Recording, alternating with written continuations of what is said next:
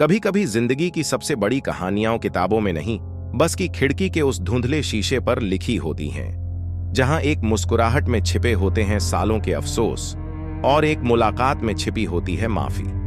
आज versatile vision पर एक ऐसी सच्ची कहानी जो दिल को चुपचाप छू जाएगी।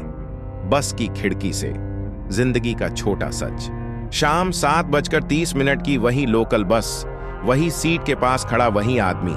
नाम था मनोहर सिंह, उम्र लगभग 55। सरकारी दफ्तर में क्लर्क था।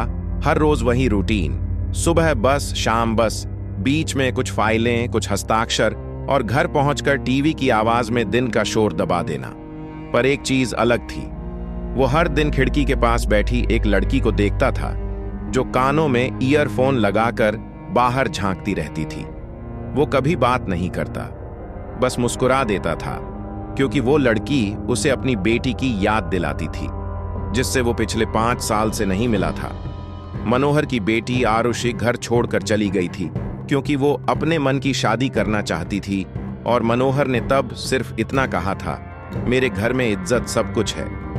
उस एक वाक्य ने बेटी को तोड़ दिया।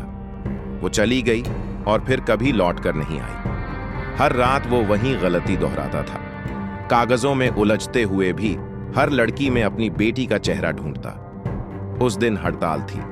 वो सड़क किनारे बैठा था, हाथ में पुरानी चिट्ठी लिए जो उसकी बेटी ने जाने से पहले छोड़ी थी। पापा, शायद एक दिन आप समझेंगे कि इज्जत रिश्तों से बड़ी नहीं होती।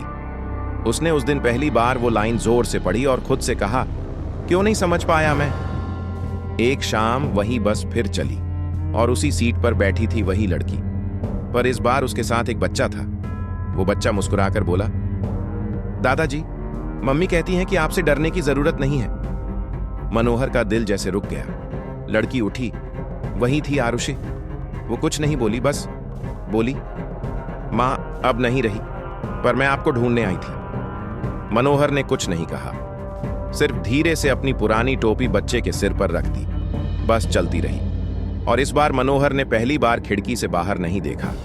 लोग कहते हैं उस बस की खिड़की अब भी धुंधली है, शायद आंसुओं से नहीं, बल्कि उन बातों से जो कहनी रह गई। कहानी में कुछ भी बड़ा नहीं हुआ, ना कोई सफलता, ना कोई इनाम।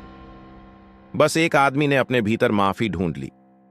कभी कभी रिश्ते खत्म नहीं होते, बस रुक जाते हैं जब तक कोई माफी बोलने की हिम्मत न कर ले।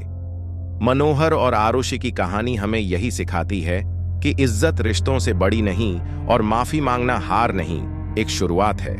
अगर इस कहानी ने आपके दिल को छुआ हो तो लाइक, शेयर और सब्सक्राइब करें वर्सेटाइल विजन, जहां हर कहानी एक आईना है जिंदगी का।